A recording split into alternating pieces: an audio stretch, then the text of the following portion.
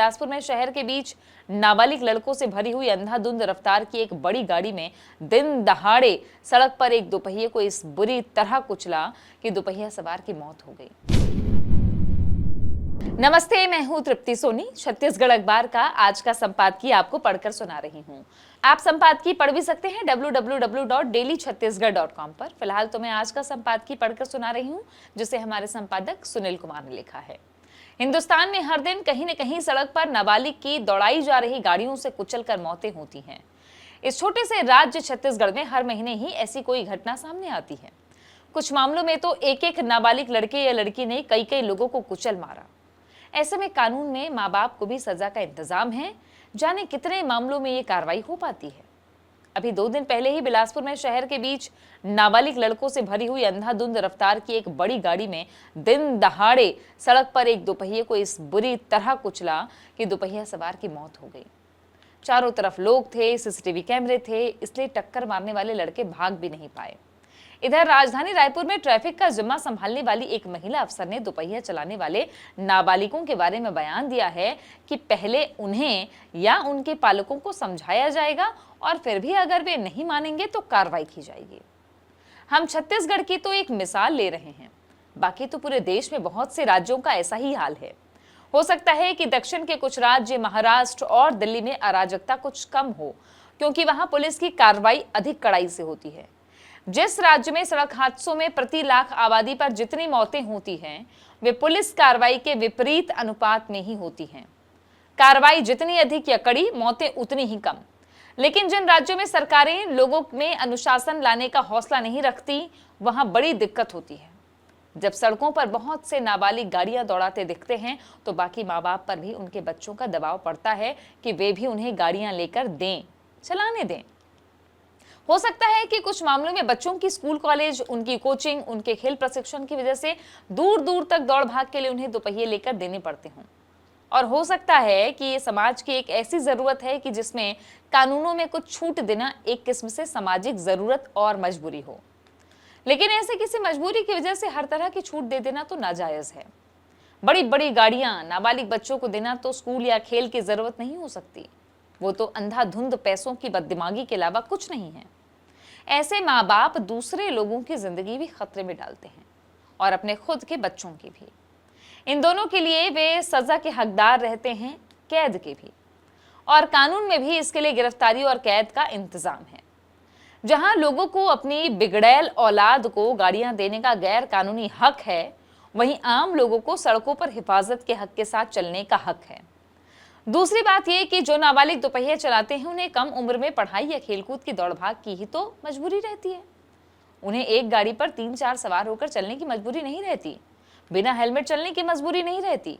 अब अगर पुलिस बहुत नरमी और रियायत ही बरतना चाहती है, कानून तोड़ने को अनदेखा करना चाहती है, तो वो दोपहियों पर स्कूल कॉलेज आते जाते एक गाड़ी पर 1 या 2 बच्चों की उम्र को अनदेखा कर सकती है। लेकिन उन्हें हेलमेट से छूट क्यों दी जाए? जब माँ बाप दोपहिया लेकर दे सकते हैं, तो 1000 रुपए का हेलमेट देकर उनकी हिफाजत करना भी उन्हीं की जिम्मेदारी है। पुलिस अगर कम उम्र में गाड़ी चलाने के चालान की कड़वी जिम्मेदारी से बचना चाहती है, तो भी वो हेलमेट तो अनिवार्य कर ही सकती है, जिससे उन्हीं बच्चों की जिंदगी पर से एक बड़ा खतरा टल सकता है। छूट का मतलब हर किस्म की अराजकता की छूट नहीं हो सकता। छूट का मतलब कुछ पहलुओं की छूट हो सकता है और कुछ दूसरे पहलुओं की अनिवार्यता भी हो सकती है। पुलिस इतना तो कर सकती है कि किसी भी स्कूल या कॉलेज में बिना हेलमेट पहुंचने वाले दोपहिया सवार बच्चों और उनके शिक्षकों का भी चालान करे।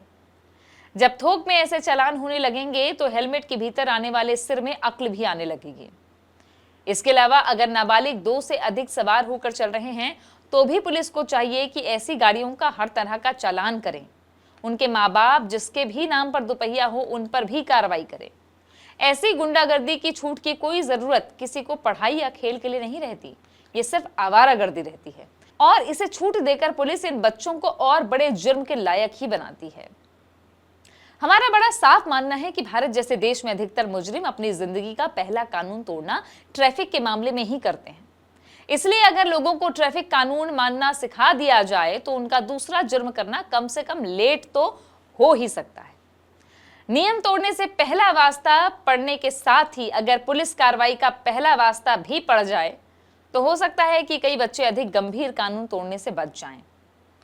ट्रैफिक के चालान सिर्फ ऐसी गाड़ियों को चलाने वाले लोगों के लिए जरूरी नहीं है, सड़कों और दूसरी सार्वजनिक जगहों पर चलने फिरने वाले आम लोगों की हिफाजत के लिए भी जरूरी है।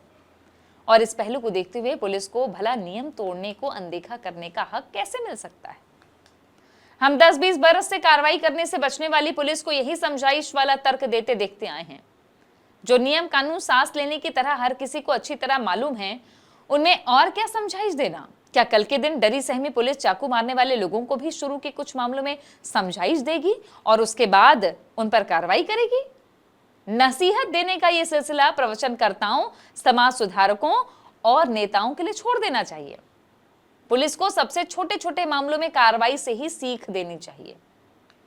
जुर्माना करके, नोटिस भेजकर, कोर्ट में खड़ा करके पुलिस लोगों को ही ऐसी समझाइश दे सकती है कि उनकी जिंदगी बचे। बाकी कोई भी जुबानी समझाइश असल कार्रवाई का विकल्प नहीं बन सकती।